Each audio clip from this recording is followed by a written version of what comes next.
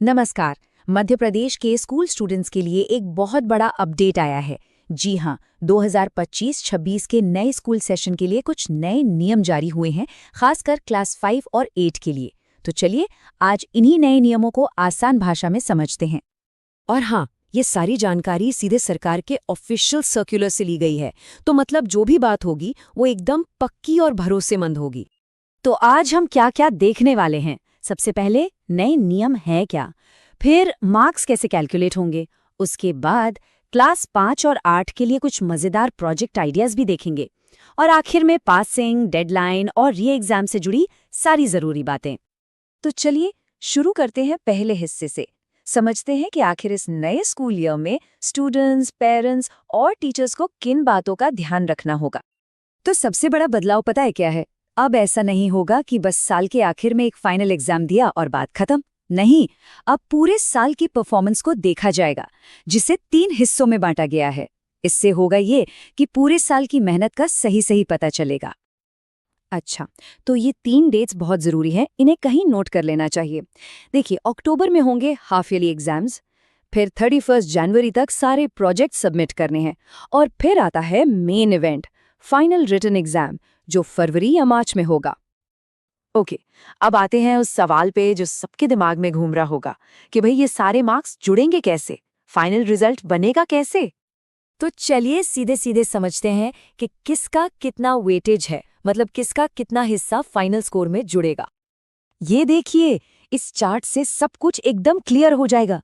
जो सबसे बड़ा हिस्सा है 60%, वो है फाइनल एग्जाम का, और बाकी के 20% हाफ ईयरली और प्रोजेक्ट वर्क के हैं। सिंपल है।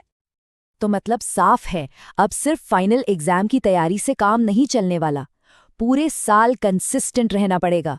हाफ ईयरली, प्रोजेक्ट्स, फाइनल, सब कुछ इंपॉर्टेंट है। तीनों मिलकर ही रिजल्ट बनाएंगे।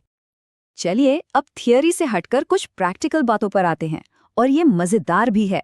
देखते हैं कि क्लास 5 के स्टूडेंट्स के लिए कैसे कैसे प्रोजेक्ट सुझाए गए हैं। शुरुआत करते हैं एनवायरमेंटल स्टडीज से। यहाँ कोशिश ये की जा रही है कि बच्चे सिर्फ किताबों में ना उलझे रहें, बल्कि बाहर निकलकर अपने आसपास की दुनिया को समझें। ये कुछ एग्जाम्पल्स देखिए, कितने प्रैक्टिकल हैं। जैसे उन लोगों से बात करना जिनकी जिंदगी जानवरों पर चलती है, मान लीजिए कोई चरवाहा हो, या फिर अपने ही घर की किचन से अलग अलग तरह के बीज जमा करके उन्हें पहचानना। ये किताबी बातें नहीं हैं, ये असली दुनिया का एक्सपीरियंस है। और ये मैथ्स का प्रोजेक्ट तो और भी बढ़िया है। अपने गांव या मोहल्ले का नक्शा बनाना। ये कितना अच्छा तरीका है ये समझने का कि मैथ्स सिर्फ नंबरों का खेल नहीं है, ये तो हमारी सड़कों और गलियों में भी है। अच्छा, अब बारी है क्लास 8 के प्रोजेक्ट्स की।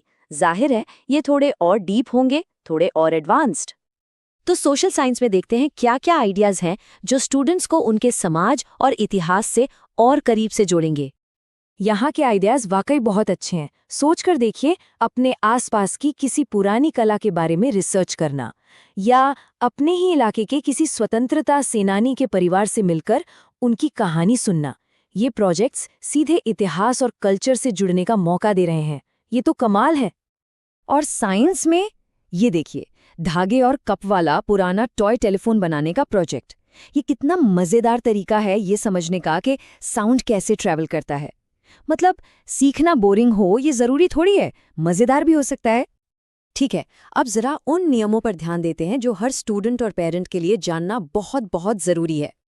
तो वो मैजिक नंबर है 33%। जी हाँ, पास होने के लिए हर सब्जेक्ट में कम से कम इतने मार्क्स तो लाने ही होंगे। और यहाँ एक बहुत ज़रूरी बात है जिसे समझना होगा। ये 33% का नियम सिर्फ टोटल मार्क्स पर नहीं है। मतलब रिटन एग्जाम्स, जिसमें हाफ ईयरली और फाइनल दोनों शामिल हैं, और प्रोजेक्ट वर्क, इन दोनों में अलग अलग 33% लाना ज़रूरी है।